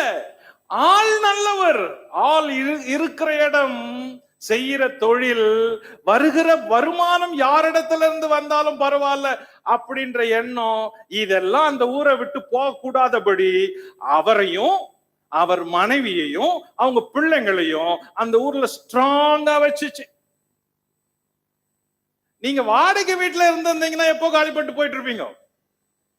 சோதம் குமாராவில் வாடகை வீட்டுல இருந்தீங்கன்னு வைங்க, ஆடாடா எங்க போனாலும் நமக்கு வீடு இருக்குது, இந்த ஊர்ல எதுக்கு, நம்ம ஊருக்கு போயிடலாம். பக்கத்துல போனா பெரியப்பா ஆபிரகாம் இருக்கிறாரு, அங்க போனா நம்ம பெரியப்பா சொந்தங்கள் 2-3 இருக்குது, அங்க போனா எகிப்து ராஜா கூட உதவி செய்வான், இந்த ஊர்ல எதுக்கு அப்படின்னு போயிருப்போம். ஆனா போக முடியல. எப்படி போறது? இதான் அந்த லோத்தினுடைய குடும்பம் சிக்கிக்கிட்டு இருக்கிற இடம். நான் சொல்ற மாதிரி இதே மாதிரி எவ்வளவு பேர் உலகத்துல இருக்கிறோம் யோசித்து பாருங்க. கிறிஸ்துவங்களை விட்டுருங்க, ஏன்னா கிறிஸ்துவங்க தான் எப்ப பாரு பரலோகத்துக்கு போகணும், நீ இயேசுவை ஏத்துக்கணும், இல்ல கட்டி நரகம், இந்த உலகம் குப்பை, இந்த எல்லாம் ஆசபாசம் எல்லாம் வேணாம், நீ நகைய கழட்டிடு, காணிக்கை போட்டு அப்படி எல்லாம் சொல்லி பிரசங்கம் பண்றோம். கிறிஸ்துவங்களை விட்டுருங்க. கிறிஸ்துவே இல்லாத எவ்வளவு பணக்காரங்க எவ்வளவு பேர் இருக்கிறாங்க. அவங்க சிந்தையில என்ன இருக்குது கவனிச்சீங்களா? அவங்க சிந்தையில நித்தியத்தை குறிச்சு எண்ணம் இல்ல, மரணம் அதை குறிச்சு எண்ணம் இல்ல, நரகம் பரலோகம் அதை குறிச்சு எண்ணம் இல்ல, மோட்சம் இல்ல, மோட்சத்துல பலன் இல்ல, நியாய விசாரிப்பு இல்ல, இப்ப சாவு போறது இல்ல. ஹேய், அந்த மாதிரி இருக்கிறா, அந்த மாதிரி இருக்கிறாங்க. இப்படிப்பட்ட மக்கள் என்ன நினைப்பாங்க? சேர்க்கணும். எதை பத்தி நமக்கு என்ன கவலை? நம்ம சேர்க்கணும். ஓகே, 20 வீடு 30 வீடு, அங்க 100 கணக்கான ஏக்கர், இங்க 200 கணக்கான ஏக்கர், ஊரெல்லாம் வீடு, ஊரெல்லாம் நிலம், ஊரெல்லாம் பிசினஸ். திருப்தி இல்ல. 1000 கோடி, 100 கோடி, 500 கோடி, 2000 கோடி, 4000 கோடி, 10,000 கோடி பிசினஸ். எப்போது இவங்க உன்னைய என்னைய மாதிரி யோசித்ததே கிடையாது. சோதம் சோதம் சோதம் மக்களும் அப்படிதான் இருந்தாங்க. சோதம் மக்கள் அப்படிதான் இருந்தாங்க.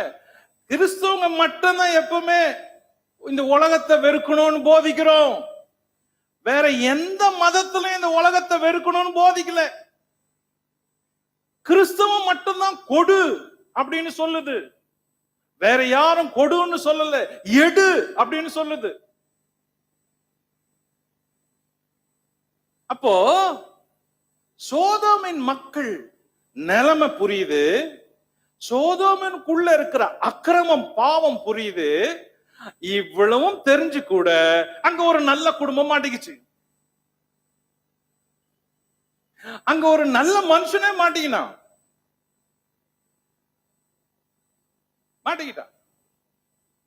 இப்படிப்பட்ட சூழல்ல லிசன் லிசன் கேர்ஃபுல்லா கவனிங்க. இப்படி இருக்குது. அந்த ஊர்ல உங்களுக்கு தான் சொத்து அதிகம், அந்த ஊர்ல உங்க பிசினஸ் பெருசு, அந்த ஊர்ல நீங்க பாப்புலர், அந்த ஊரே நீங்க சேர்த்து வச்சதெல்லாம் உள்ள இருக்குதுன்னு வைங்க. ஒரு கற்பனை பண்ணி பாருங்க. அப்போ நீங்க என்ன பண்ணிருப்பீங்க? எல்லா பொருள், நகை, பொருள் எல்லாத்தையும் உள்ள போட்டு போட்டு போட்டு பேக் பண்ணி வச்சிருப்போம். திடீர்னு ஒரு நாள் ராத்திரி 2 பேரும் உள்ள நுழைஞ்சிட்டாங்க. உள்ள நுழைஞ்சிட்டு, இப்ப நாங்க இந்த ஊரை அழிக்க போறோம், வெளியே வா, ஓடிடணும், விட்டு பின்னிட்டு திரும்பி பார்க்க கூடாது அப்படின்னு சொல்லி கூப்பிடுறாங்கன்னு வைங்களேன். உங்க மனநிலை யோசிச்சு பாருங்க. எதை எடுக்கிறது, எதை விடுறது, எதை கையில எடுக்கிறது, எதை வாடுறது, எதை திறக்கிறது, எப்படி தூக்க. இது பெரிய போராட்டம். இவ்வளவு வருஷம் சேர்த்து வச்சத லோத்து தாமதிக்கிறான் அப்படின்னு சொல்லுது. லோத்து தாமதிக்கிறான். என்னத்துக்காக தாமதிச்சிருப்பான்? என்னத்துக்காக தாமதிச்சிருப்பான்? அவங்க ஒய்ஃப் தேடி இருக்கும். எதை எடுக்கலாம், எதை எடுக்கலாம், எதை விடலாம், எதை எடுக்கலாம், எதை விடலாம், எதை பேக் பண்ணலாம், எதை விடலாம். சரி, இதுவே அவங்களுக்கு முடிவெடுக்க முடியல. முடிவெடுக்க முடியல. டைம் ஆகுது. இப்படிப்பட்ட சூழல்ல அவரும் பார்த்தாரு, இவங்க விட்டா இவங்க இப்ப கிளம்புற மாதிரி இல்ல. ஓகே, கைய புடி இழுத்தாரு. 2 பேரும் கைய புடிச்சு வழியில அவ இருதயம் எல்லாம் விட்டுட்டு வந்த பொருள் மேல இருக்குது, அடிச்சுக்குது. இவ்வளவு நாள் சேர்த்தமே, இவ்வளவு நாள் சேர்த்தமே, இவ்வளவு நாள் சேர்த்தமே, கஷ்டப்பட்டுமே, இவ்வளவு நாள் சேர்த்தமே. அந்த இடத்துல உங்களை வச்சு பாருங்க. ஒண்ணுமே இல்லாத ஒரே ராத்திரி எல்லாத்தையும் விட்டுட்டு வெறும் கையோட வெளியேறணும்னு வைங்க, யாரால முடியும்? அதனால தான் திரும்பி பார்த்தா. அதனாலதான் திரும்பி பார்த்தா, வேற எதுவும் திரும்பி பார்க்கல. திரும்பி பார்க்கிறப்ப அந்த வார்த்தையை மீறிட்டா. இருதயம் சோதோமுக்குள்ள இருந்துச்சு. அதுதான் பிரச்சனை. இருதயம் சோதோமுக்குள்ள இருந்துச்சு. இந்த ஃபேமிலி இருக்குது, இந்த லோத்தின் ஃபேமிலி, ஒவ்வொரு நாமினல் கிறிஸ்டியன்ஸுக்கும், ஒவ்வொரு பெயர் கிறிஸ்தவனுக்கும், கிறிஸ்தவ குடும்பத்துக்கும் உதாரணம் இது. உதாரணம். எவ்வளவு பேர் பெயர் கிறிஸ்தவங்களா இருக்கிறீங்க? கிறிஸ்தவர்களே, உங்களுக்கு பேசுறேன். இருதயத்துல தேவன் இல்ல, வாழ்க்கையில தேவன் இல்ல. உலகத்துல நீ கிறிஸ்தவன் சொல்ற, ஆனா உன் புத்தி பண புத்தி, வியாபார புத்தி, பணம், உலகம், பணம், பொருள், இதுலயே நீ மனைவி பிள்ளைகளை பழக்கிறியே. உனக்குத்தான் லோத்தின் எச்சரிக்கை. லோத்தின் எச்சரிக்கை. நீ நீதிமான்னு சொல்லப்படலாம், கிறிஸ்தவன் சொல்லப்படலாம், ஆனால் இந்த எச்சரிக்கை இருக்குது. உன்னால அந்த ஊரை விட்டு வெளியே வர முடியல, அந்த பிசினஸ் விட முடியல, அத நீ தூரம் வரவே முடியல. ஆனா கர்த்தருக்கு பிரியமில்லாத அந்த காரியத்தை செஞ்சுக்கிட்டே இருக்கிற, பழகி போச்சு, இருதயம் பாதிக்குது, வருமானம் வருது, ஆனா நீ ஒரு கிறிஸ்தவன். Sir, God is speaking to you. Be careful. ஒரு நாள் எல்லாத்தையும் விட்டுட்டு போற இரவு வரும். இருதயம் வாதிக்குது. இப்ப அது கூட வாதிக்கல, அவங்க செயல்ல பாவம். சோதோமின் மக்களுக்கு லோத்து சொன்ன அறிவுரை 3வது 7ஆம் வசனம் 8ஆம் வசனம். சகோதரரே, இந்த அக்கிரமம் செய்ய வேண்டாம். இதோ புருஷரை அறியாத 2 குமாரத்திகள் எனக்கு உண்டு. அவர்களை உங்களிடத்திற்கு வெளியே கொண்டு வருகிறேன். அவர்களுக்கு உங்கள் இஷ்டப்படி செய்யுங்கள். இந்த புருஷர் என் கூரை நிழலிலே வந்தபடியால் இவர்களுக்கு மாத்திரம் ஒன்றும் செய்ய வேண்டாம் என்றான். இது லோத்தினுடைய அந்த வார்த்தைகள்ல கவனிச்சா, இப்பதான் இருந்தால் உணரக்கூடிய இருதயத்துக்கு வந்துகிறாரு. அவர் சொல்றாரு, பாருங்க, நான் இன்னும் என் பசங்களுக்கு மேரேஜ் பண்ணல, 2 பெண்கள் இருக்கிறாங்க, மேரேஜ் பண்ணல, பெட்டர் அவங்கள ஏதாவது பண்ணுங்க, ஆனா வந்தவங்களை விட்டுருங்க அப்படின்னா. எங்கேயோ ஒரு இடத்துல லோத்து நல்லவனா இருந்ததுக்கு காரணம் இந்த மாதிரி வார்த்தைகள் தான். அந்த ஊர்ல இவ்வளோ பேர் இருந்து இவனை மட்டும் காப்பாத்தணும்னு வந்ததுக்கு ஏதாவது ஒரு 2, 3, 4 நல்லது இருந்திருக்கணும். அதுல ஒண்ணு இது. சொல்றான், அவங்கள விட்டுருங்க. என் பெண்கள் திருமணம் ஆகாத இருக்கிறாங்க, அவங்கள கூட ஏதாவது பண்ணிடுங்க. என் வீட்டு கூரைக்குள்ள வந்தவங்களை எதுவும் பண்ணிடாதீங்க அப்படின்னா. லோத்தின் கெஞ்சுதல உண்மையிலே தேவன் பார்த்திருப்பாரு. இந்த பாடத்தை இந்த நிகழ்ச்சியில தான் லோத்து கத்துக்கிறாரு. இப்பதான் உணர வைக்குது, அடட, இவ்வளவு கொடூரமான ஒரு ஊர்ல இவ்வளவு நாள் இருந்துட்டுமே, இவ்வளவு அசிங்கமான ஊர்ல இவ்வளவு நாள் இருந்துட்டுமே அப்படின்னு இப்பதான் அந்த பாடமே வருது. பாருங்க, இந்த புத்தி இப்பதான் வருது. லோத்து ஆபிரகாம் கிட்ட எப்போ போயிருந்திருக்கலாம். எப்ப பிரிஞ்சு வந்தாங்க? 13ஆம் அதிகாரம், ஆதியாகமம் 13ஆம் அதிகாரம் பிரிஞ்சு வந்ததை சொல்லுது. 14ஆம் அதிகாரம் ராஜாக்கள் வந்து சோதோம் குமோரா பட்டணங்கள் எல்லாம் சூறையாடிட்டு போறப்ப ஆபிரகாம் தன்னுடைய வேலையாட்கள் 316 பேரோட வந்து லோத்தை மீட்டு அவங்களுக்கு உதவி செய்யறான். நம்மளா தான் என்ன சொல்லியிருப்போம்? சே பா, எவ்வளவு கஷ்டத்துல வந்து என்னை காப்பாத்துன, நான் உன் கூட இருந்துடுறேன்பா அப்படின்னு இருப்போம். நான் உன் கூட இருந்துடுறேன்பா, வாழ்வோ தாழ்வோ, எனக்கு என்ன ஒரு சின்ன வீடு அது போதும், அப்படிதான் சொல்லி இருப்போம். ஆனா பொருளாசை உள்ள இருதயம் அப்படி சொல்லாது. வைராக்கியம் நிறைஞ்ச இருதயம் அப்படி சொல்லாது. சுயநலம் இருக்கிற இருதயம் அப்படி சொல்லாது. எப்பவுமே தன்னை விட்டு கொடுக்காத தாழ்த்தாத இருதயம் அப்படி சொல்லாது.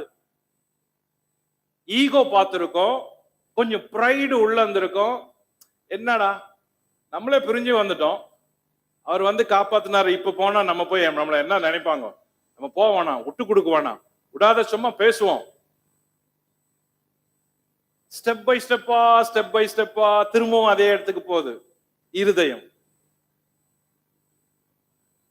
ஓகே, சோதம் குமாராவில் லோத்துனுடைய குடும்பத்துல அன்னைக்கு ராத்திரி நடந்தத இந்த 2வது பகுதி சொல்லுது. பகுதி 3, லோத்துக்கு தூதர்கள் கொடுத்த கடைசி வாய்ப்பு. ஆதியாகமம் 19ஆம் அதிகாரம் 10ஆம் வசனம் முதல் 15ஆம் வசனம் வரைக்கும். அப்பொழுது அந்த புருஷர்கள் தங்கள் கைகளை வெளியே நீட்டி லோத்தை தங்கள் அண்டைக்கு வீட்டுக்குள் இழுத்து கொண்டு கதவை பூட்டி தெருவாசலில் இருந்த சிறியோரும் பெரியோரும் ஆகிய மனிதருக்கு குருட்டாட்டம் பிடிக்க பண்ணினார்கள். அப்பொழுது அவர்கள் வாசலை தேடி தேடி அழுத்து போனார்கள். பின்பு அந்த புருஷர் லோத்தை நோக்கி, இவ்விடத்தில் இன்னும் உனக்கு யார் இருக்கிறார்கள்? மருமகனாவது உன் குமாரராவது உன் குமார்த்திகளாவது பட்டணத்தில் உனக்குரிய எவர்களாவது இருந்தால் அவர்களை இந்த ஸ்தலத்திலிருந்து வெளியே அழைத்து கொண்டு போ, நாங்கள் இந்த ஸ்தலத்தை அழிக்க போகிறோம். இவர்கள் கூக்குரல் கர்த்தருடைய சமூகத்தில் பெரிதா இருக்கிறது, இதை அழிக்க கர்த்தர் எங்களை அனுப்பினார் என்றார்கள். அப்பொழுது லோத்து புறப்பட்டு தன் குமார்த்திகளை விவாகம் பண்ண போகிற தன் மருமக்கள் மாரோட பேசி, நீங்கள் எழுந்து இந்த ஸ்தலத்தை விட்டு புறப்படுங்கள், கர்த்தர் இந்த பட்டணத்தை அழிக்க போகிறார் என்றான். அவனுடைய மருமக்கள் மாரின் பார்வைக்கு அவன் பரியாசம் பண்ணுகிறதாக கண்டது. கிழக்கு வெளுக்கும் போது அந்த தூதர் லோத்தை நோக்கி, பட்டணத்துக்கு வரும் தண்டனையில் நீ அழியாதபடிக்கு எழுந்து உன் மனைவியையும் இங்கே இருக்கிற உன் 2 குமார்த்திகளையும் அழைத்து கொண்டு போ என்று சொல்லி அவனை துரிதப்படுத்தினார்கள். ஓகே, இன்னைக்கு இந்த இடத்துல நிறுத்துறேன். சாப்டர் 19 3rd பாயிண்ட்ல இருந்து அடுத்த வாரத்துல நம்ம பார்ப்போம். சோ ஆதியாகமம் 19 5 பகுதியா பிரிக்கலாம். அதுல முதல் பகுதியும் 2ஆம் பகுதியும் விளக்கமா பார்த்தோம். மீதி இருக்கிற 3, 4, 5 பகுதிகளோட இதர குறிப்புகளை அடுத்த வாரம் பார்க்கலாம். சோ லோத்தினுடைய வாழ்க்கை ஒவ்வொரு விசுவாசிக்கும் ஒரு பெரிய உதாரணம் அப்படின்றத இந்த 19ஆம் அதிகாரம் நமக்கு சொல்லுது. இப்படி நிதானமா இத படிக்கிறப்ப நமக்கு ஒரு எச்சரிக்கையா இருக்குது, அதே நேரத்துல பயமா இருக்குது, அதே நேரத்துல நம்மளை திருத்தி கொள்ளணும் அப்படின்ற எண்ணம் வருது. அது மட்டும் இல்ல, ஆபிரகாம போல தேவனை பற்றி கொள்ளணும் அப்படின்ற உந்துதல் வருது. இப்படிப்பட்ட ஒரு உந்துதல் வர்றதுக்காக தான் இந்த பாடத்தை, இந்த அதிகாரத்தை ரொம்ப ஆழமா படிக்க வேண்டியதும் நிதானமா படிக்க வேண்டியது இருக்குது. இந்த அதிகாரத்துல நடக்கிற நிகழ்ச்சிகள் எதுவுமே விரும்பத்தக்க நிகழ்ச்சிகள் அல்ல. ஆனால் இவைகள் எல்லாம் நமக்கு எச்சரிப்பும், நாம் பாதுகாக்கப்பட விசுவாச பாதுகாப்புக்கு உதவுற பாடங்கள். இன்னைக்கு ராத்திரி இந்த லோத்தினுடைய வாழ்க்கையும் லோத்தினுடைய குடும்பமும் இந்த நாள் முழுசும் இல்ல, இந்த வாரம் முழுசும் இதை நமக்கு பாடமா இருக்கட்டும். கவனிங்க, 2 விருந்து, இந்த 2 விருந்துக்குள்ள வித்தியாசத்தை மறக்க கூடாது. சோதோம் குமோரா பட்டணங்கள் நிலைமையை மறக்க கூடாது. லோத்தின் வாழ்க்கை, லோத்தின் இருதயம், லோத்து உட்கார்ந்த இடம், லோத்தின் குடும்பம், லோத்தின் சோதோம் மேல் வைத்திருந்த பற்று, லோத்தின் தொழில், லோத்தினுடைய பாதிக்கப்பட்ட இருதயம், இதெல்லாம் இந்த வாரம் முழுசும் நம்மளை யோசிக்க வச்சு கொண்டே இருக்கட்டும். கண்களை மூடி ஆண்டவரை நோக்கி பார்ப்போம். நல்ல தகப்பனே, இந்த நாளுக்காக நன்றி. இந்த நாளை உம்முடைய கரத்துல ஒப்பு கொடுக்கிறோம். எங்களோடு கூட நீர் பேசுகிறீர், நன்றி ஆண்டவரே. எங்களை சரி செய்கிறீர், நன்றி ஆண்டவரே. எங்களை வலது புறமும் இடது புறமும் நாங்கள் விலகினாலும் கைவிடாது எங்களை திருப்புகிறீர், நன்றி ஆண்டவரே. எங்களுக்கு கூட எங்கள் முற்பிதாவாகிய ஆபிரகாமின் இருதயத்தை போல தாரும்பா. எங்களுக்கு கூட ஆண்டவரே எங்க அப்பாவனுடைய அந்த குணங்களை தாங்கப்பா. நாங்களும் உமக்கு சிநேகிதரா இருக்க உதவி செய்யும். இந்த உலகத்துல சோதோம போல இருக்கிற இந்த உலகத்தை நாங்க வெறுக்கவும், சோதோம போல இருக்கிற இந்த உலக பழக்க வழக்க பாவங்களை நாங்க வெறுக்கவும், எங்க பிள்ளைகள் வெறுக்கவும், நாங்கள் அதற்கு பாதுகாப்பா தூர வந்து விடவும், அதை தவிர்த்து விட்டு தூர வந்து விடவும் எங்களுக்கு உதவி செய்யுங்கப்பா. இன்னைக்கு ராத்திரி என் செய்தியை கேட்கிற ஒவ்வொருவருக்காக நான் ஜெபிக்கிறேன், ஒவ்வொரு குடும்பத்துக்காக ஜெபிக்கிறேன், ஒவ்வொரு பிள்ளைகளுக்காக, பிள்ளைகளின் பிள்ளைகளுக்காக ஜெபிக்கிறேன், சந்ததிகளுக்காக ஜெபிக்கிறேன். லோத்தை போல, சோதோமின் வாழ்க்கையை போல எங்கள் சந்ததியில ஒருவரும் வாழக்கூடாது என்று இயேசு நாமத்துல கேட்கிறோம்ப்பா, கேட்கிறோம்ப்பா. எங்க வாழ்க்கையில செல்வம் பெருகினாலும், ஐஸ்வர்யம் பெருகினாலும் நாங்கள் சோதோமுடைய வாழ்க்கையை விரும்ப கூடாது, சோதோமின் வாசங்களை, ஆசா வாசங்களை விரும்ப கூடாது. லோத்தின் குடும்பத்தில் இருந்த நிர்விசாரங்கள் எங்கள் குடும்பங்களுக்குள்ளே, பிள்ளைகளுக்குள்ளே, எங்கள் சந்ததிக்குள்ளே, பிள்ளைகளின் பிள்ளைகளின் பிள்ளைகளுக்குள்ளே வரக்கூடாது என்று கேட்கிறோம்ப்பா. ஆண்டவர் இயேசுவின் நாமத்துல ஆண்டவரே, உம்மை நம்புகிற இந்த குடும்பங்கள், உம்மை சேவிக்கிற குடும்பங்கள், இந்த விசுவாச வீட்டார், அவர்கள் சந்ததி, அவர்கள் எல்லை, அவர்களுடைய எல்லா வாழ்க்கையின் பக்கங்களிலும் கர்த்தராகிய இயேசு மட்டும் சூழ்ந்து கொள்ளுவீராக, சூழ்ந்து கொள்ளுவீராக.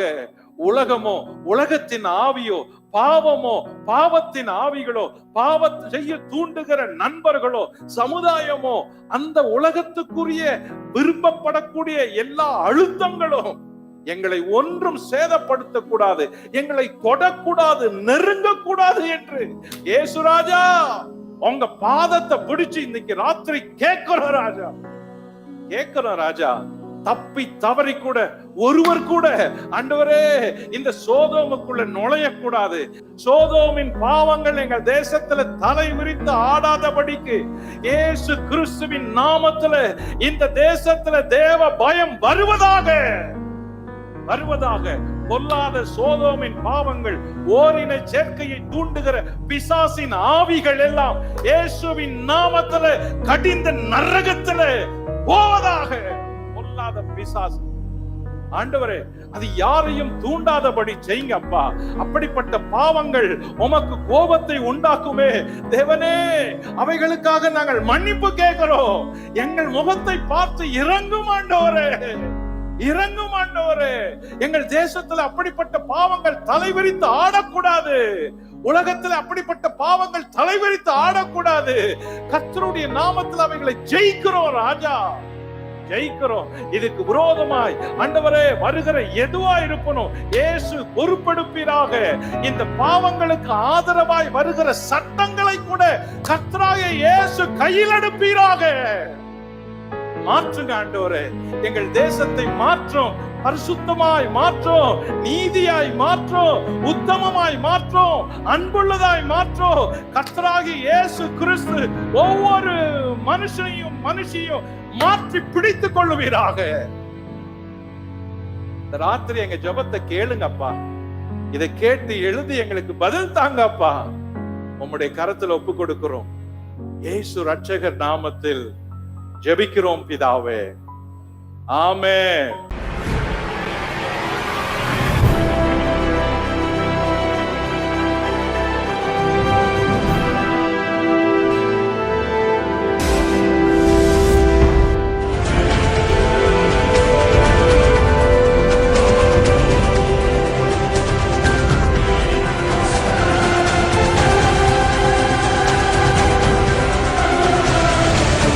இந்த நிகழ்ச்சியின் மூலம் நீங்கள் பெற்ற ஆசீர்வாதங்களை எங்களுக்கு தெரியப்படுத்துங்கள். இந்த ஊழியத்தை உங்கள் ஜெபங்களாலும் காணிக்கைகளாலும் தாங்குங்கள்.